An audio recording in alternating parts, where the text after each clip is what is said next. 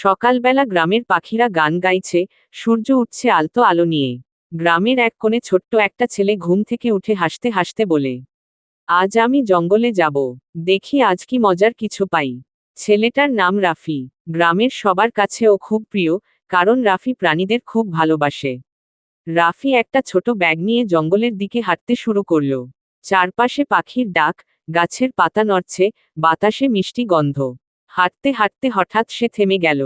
কানে এল কারো কান্নার শব্দ। রাফি অবাক হয়ে বলল, এই কান্নার শব্দটা কোথা থেকে আসছে? সে ধীরে ধীরে ঝোপের কাছে গিয়ে দেখে একটা ছোট হরিণছানা জালে আটকে আছে।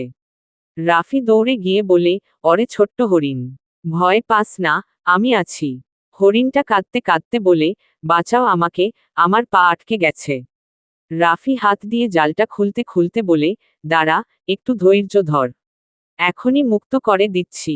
অল্পক্ষণের মধ্যেই হরিণটা মুক্ত হয়ে দাঁড়িয়ে গেল। হঠাৎ আশ্চর্য এক আলো ছড়িয়ে পড়ল হরিণটার শরীর থেকে। রাফি অবাক হয়ে তাকিয়ে বলল, এই কি, তুমি কথা বললে? হরিণটা হেসে বলল, তুমি প্রাণীদের ভালোবাসো, তাই তুমি আমাদের কথা শুনতে পারো। রাফির চোখ চকচক করে উঠল। সত্যি? তাহলে আমি তোমাদের বন্ধু হতে পারি? হরিণটা হাসল, তুমি ইতিমধ্যেই আমাদের বন্ধু, বনবন্ধু রাফি। সেদিনের পর থেকে রাফির জীবন বদলে গেল। প্রতিদিন সে জঙ্গলে আসে, আর প্রাণীদের সঙ্গে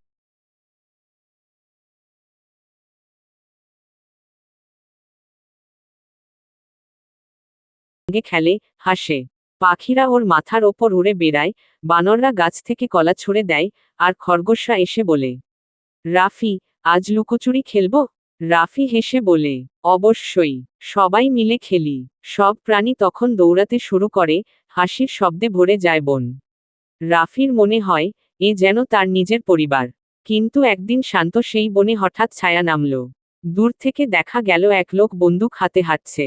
সে গম্ভীর গলায় বলল, আজ একটা বড় হরিণ ধরতে পারলে অনেক টাকা পাবো। সব প্রাণী ভয় পেয়ে পালিয়ে গেল। ছোট হরিণছানাটা দৌড়ে এসে রাফির কাছে কাঁদতে লাগলো, রাফি, আমাদের বাঁচাও, ওই লোক আমাদের মারবে। রাফি একটুও না ভেবে সামনে দাঁড়িয়ে গেল। এই বন আমার পরিবার, আমি কাউকে কষ্ট দিতে দেব না, বলল সে জোরে। শিকারী থেমে গিয়ে অবাক চোখে রাফির দিকে তাকালো। তুই কে রে, এমন কথা বলছিস? রাফি বুক সোজা করে বলল, আমি বনবন্ধু রাফি। প্রাণী মেরে কেউ বড় হয় না। এই বনও আমাদের মতোই বাঁচতে চায়।